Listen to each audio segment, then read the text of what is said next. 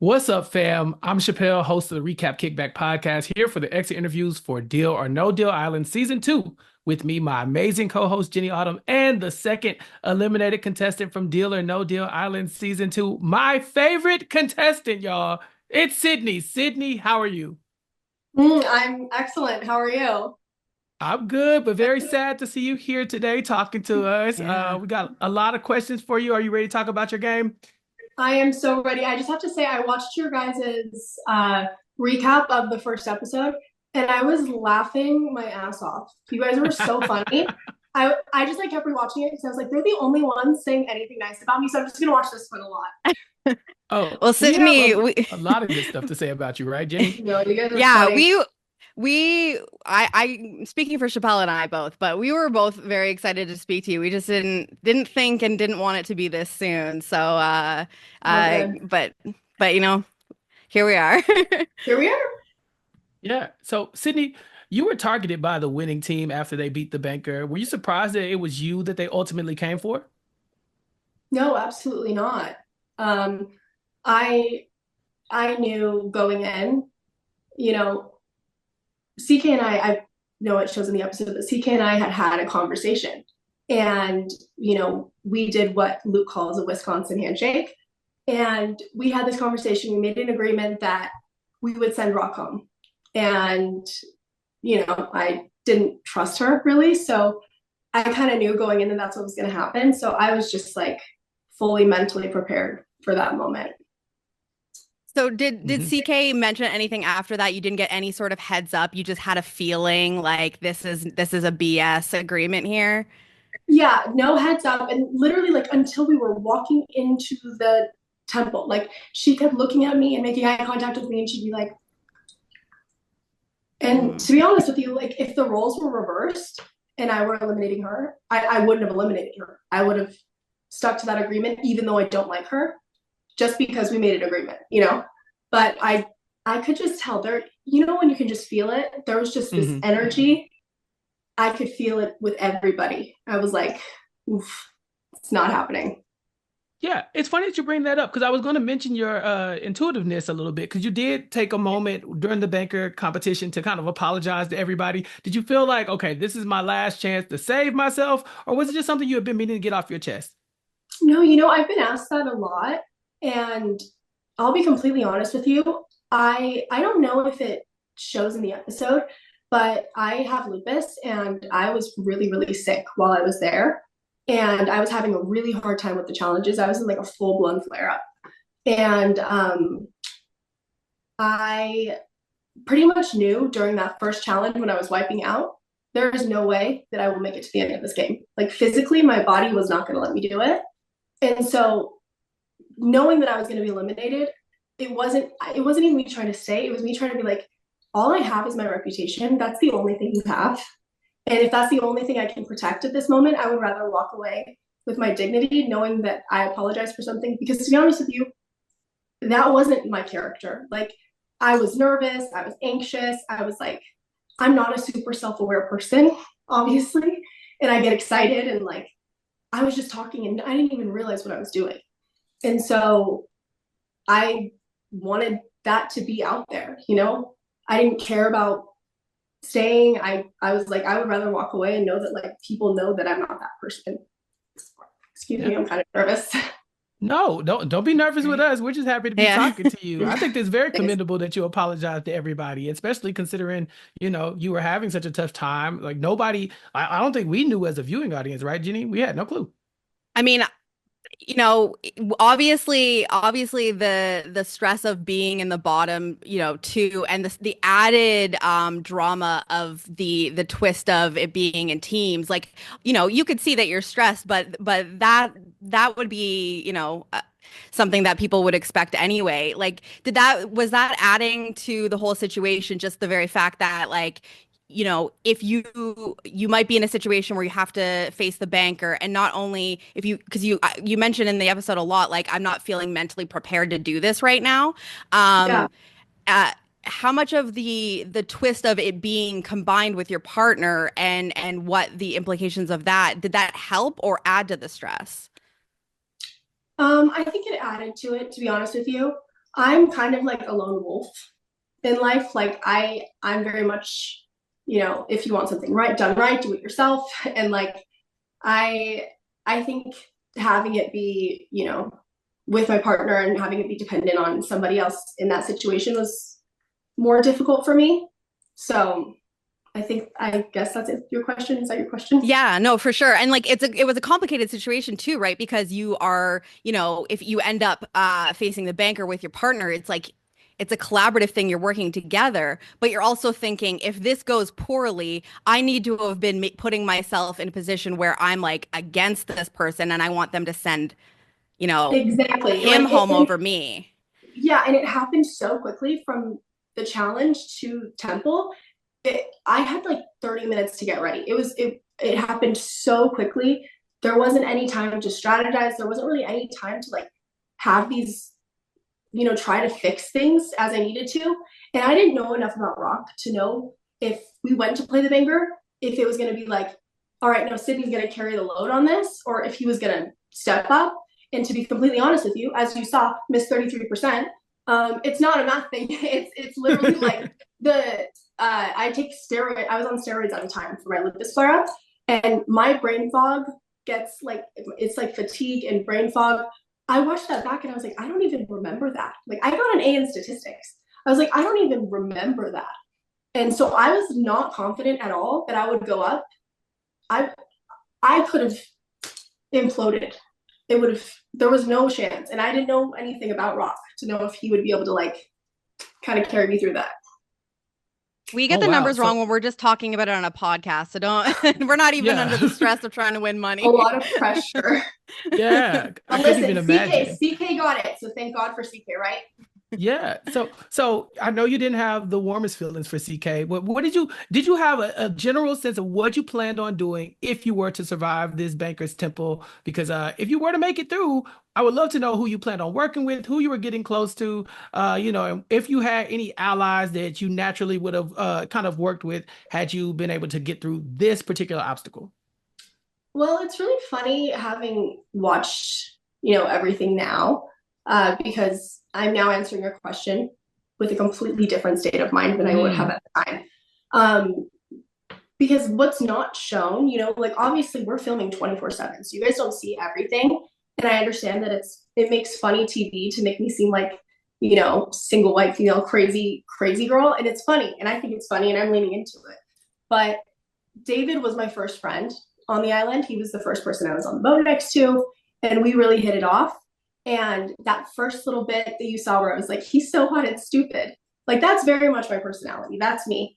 But as soon as I found out that David was married, I even rescinded my offer to French braid his hair. I was like, oh, I respect your wife. I would never, ever do that. I said in all of my confessionals, I was like, I don't want to talk about David anymore. He's married. That's disrespectful. Told David that. And we had a good friendship as far as I was concerned. He was the only contestant that knew about my lupus. He told me, allegedly, I don't know if this is true anymore, that his wife had lupus. And so he was like helping me through a lot of things when I was sick. And like, I genuinely thought we were friends. And so it was hard for me watching back and realizing that he was like making fun of me the whole time behind my back. It's like your worst nightmare in high school, like you get invited to a party as a joke.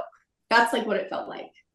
And so I would have said David, like I would have said that would have been my ally, because I genuinely thought that that's the way that things were going.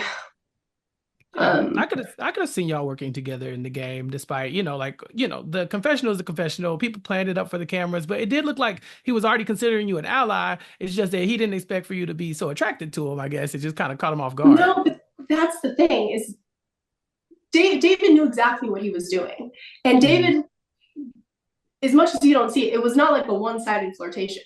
Like there was an interview where David said he was flirting with me. Like it wasn't a one-sided flirtation. They don't show that. But when I found out he was married, I completely backed off. Like I'm very respectful. Like I've never in a million years. So yeah, I was attracted to everyone's attracted to David. Like he knows that. So yeah, it is what it is, I guess.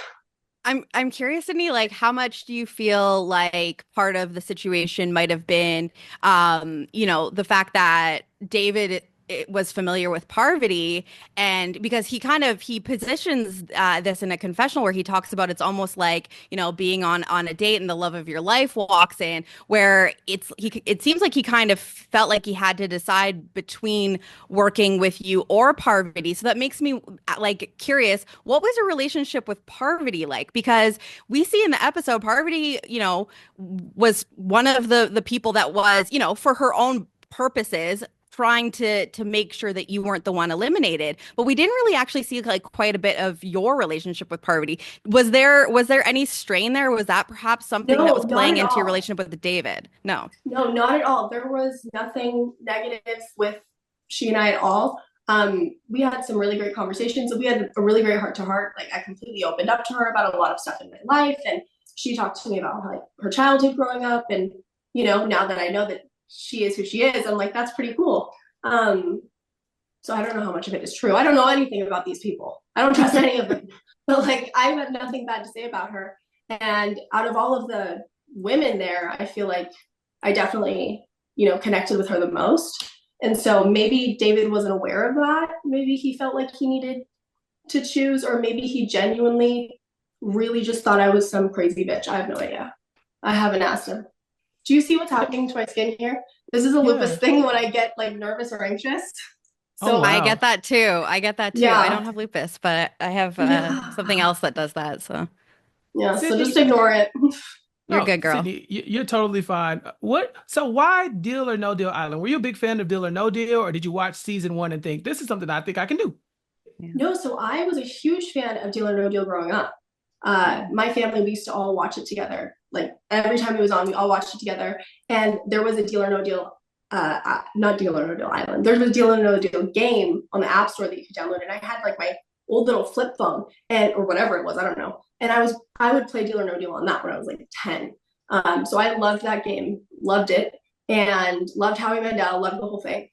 And they actually reached out to me on Instagram. I had never seen the show, and I watched, binged the whole season, and I was like, hell yeah. Like this is, I've been approached for reality shows before, and I've never had any interest in doing it just because I felt like it wasn't my thing. But this, I felt like would have been right up my alley. Apparently not. Misread the situation, but yeah. I was excited. There's always an element of luck, especially when you're playing the Deal or No Deal game too, right? So Yeah. Yeah. I wouldn't say you're not cut out for reality TV, because as I started off with, you were one of our breakout stars from episode one. Very quickly, you have the personality for this thing. You're obviously, just like a lot of energy. The camera loves you. So I feel like, maybe if you weren't dealing with, your flare up and it was on an island, like it was a lot of stress at one time for you, but I definitely could see you doing another show. Would you consider? I know you just had a difficult experience, but No, would you consider honestly, it? I would. If you asked me this right after filming, I would be like, hell no. I didn't even watch reality TV for like 2 months after, because I was like, fuck this. Nope. Didn't even want to watch it. got to detox. Yeah, you I gotta was like, I don't even want to think about it. I don't even want to know. I didn't want to watch it. At this point, honestly, after watching, I would totally do it 100%. I know this sounds crazy, but I am actually loving it. Like, when I was going through Reddit, and I was telling my mom, I was like, I have to, like celebrities read me tweets. I basically did that with my mom about myself. And we were laughing our asses off for like 2 hours. I'm just like fully leaning into it at this point, because I'm looking at it from a different lens. I think it's fun. And I'm like, you know what? I do make good TV. I look bad shit, but I make good TV. It was funny. Yeah. So Agreed. Yeah. Well, and I would also totally just do it.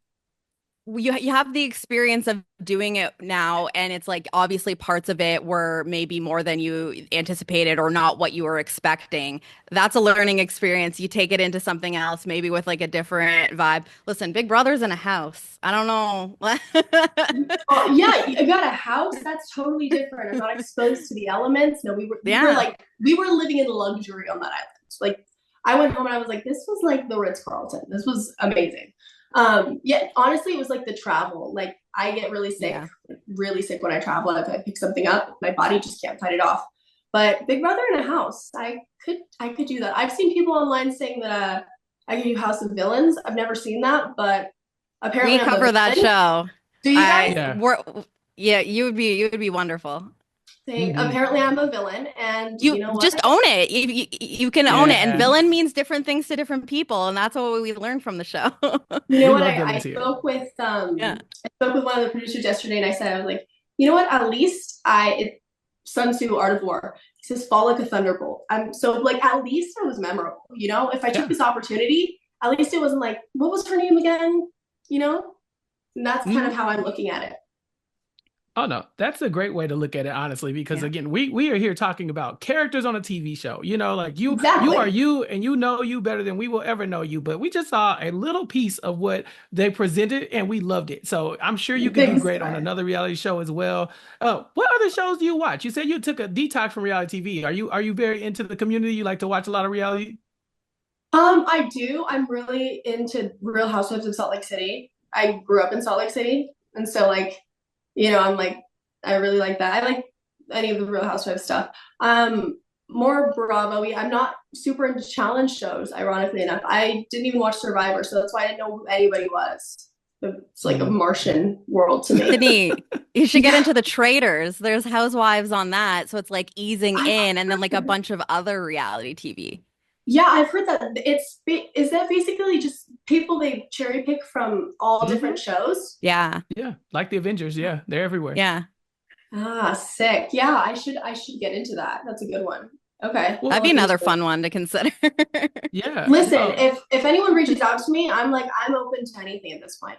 Like it, you know, it was fun, and but like it was a once in a lifetime opportunity. Yeah. I have to ask, what was your reaction to meeting Dr. Will? I know you weren't familiar with him, but it seemed like he was very polarizing when he hit the beach to talk to y'all. What was it like when he showed up, basically glowing in this suit? He like, someone said he looked like a ghost. It was vampire, I think. It was weird. Like apparently he hasn't been on reality TV in what, 20 years, right? Is that correct? Yeah. Why would you want that to be like your big entry? Like why would you wear that?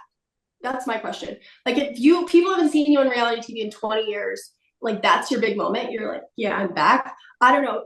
I thought he looked creepy. I thought he looked crazy. I was like, I got out just in time. This guy seems out of his mind. Because he came in and he just like attacked everybody. And most of us were like, bro, who even are you? You know? And, well, but I have to say, he did say at my elimination, he didn't know me, obviously. He was at Temple. He came up, shook my hand, gave me a hug, and he said, you know, I don't know what happened, but I think that was really big of you, and I really respect it, and I think that was really cool of you. So who knows if he meant it, but he said it, and I'm going to take it to heart. Hey, well, he's very like, you know, he's very well regarded as you know, one of the best to play one of these games. And you know, we hear CK and Lachelle discuss when they're eliminating you, like Dr. Will just came in as a huge threat. We need to make sure that we can get rid of a threat right now. So they're basically saying like, you know, you scare us too. So did you feel like that was like a good compliment? Like at least, you know, knowing that that's the reason that you're being taken out here, because that is, if they're putting you on the level of like, okay, we can't do anything about Dr. Will right now, but we can do something about you, and you are also a big threat. You know what? I sleep easy at night knowing that she said that. I think about it all the time. Lives rent free in my head, because I'm like, at least I didn't go out, because they were like, she's just like the weak link. She can't contribute. She can't do anything. Excuse me, I have to cough. I'm sick. I'm sorry. At least I went out with them being like, she's a threat. We have to get rid of you because you're a threat. Look, being a big threat is a reason to go out in this game for sure. Obviously, these people looked at Dr. Will, like Jenny was saying, and saying, okay, there's two of you. We got to get rid of one of you. And I think that's very commendable because, like you said, you weren't a weak link in the game. You know, you were clearly making moves. You were a gamer, even for somebody who doesn't watch this kind of stuff. So we were very happy to see you do as well as you did for as long as you did, especially knowing your condition as well. So I think you should be very proud of your gameplay. Nothing should keep you up at night. Thank you. I appreciate it. No, I really poop. I really appreciate you guys saying that. It means a lot. Because for a while I was dreading this premiere. I was like, I didn't tell anyone about it. Like my mom was like, it's gonna premiere. I actually watched it on FaceTime with my mom because I didn't even want to watch it on TV. Like I was so nervous. And so, with how it turned out, I'm actually pretty happy with it. But I appreciate you saying that. That means a lot. No problem. And honestly, yeah, we just wish we wish we could have gone more. But this is the beginning of something great, right? Who knows? Yeah, maybe you'll see me on something in the future. I think that'd be pretty cool. I don't know. That would be. Come find me. Listen, tell the people where they can find you. Are you on social media? Do you have anything you're working on? Here's the time to promote yourself for all the Sydney fans out there. Woo, Sydney fans. Okay, yeah, I am on Instagram. It's Sydney, Sydnee, Peck, PEC, and I do two Ks, KK. Same thing on TikTok, but who knows how long that's going to be around. Maybe I'll have to get on that Chinese app everyone's using, the red thing, whatever. We'll see. And that's kind of the only one I really use, Instagram and TikTok. All right, Sydney. Yeah. Well, thank you for being here with us today. Thank you for being a good sport about your time on the show. We thoroughly enjoyed having you. And as we said, we're big fans, so we're happy you got to do your exit interview with us. You guys are lovely. I'm a huge fan of you guys. I went and followed you on Instagram the minute I watched you. I was like, you guys are hilarious. So I'm so honored to meet you guys. And just thanks for, all of your support and kind words. Of course. All right, thank you. Sydney. Thank you. All right, everyone. That was Sydney, our most recent contestant, eliminated from Deal or No Deal Island Season 2. To keep up with more of our coverage of Deal or No Deal Island, please remember to subscribe to We Know Dondi podcast feed for weekly episode recaps and more at weknowdondi.com. Peace.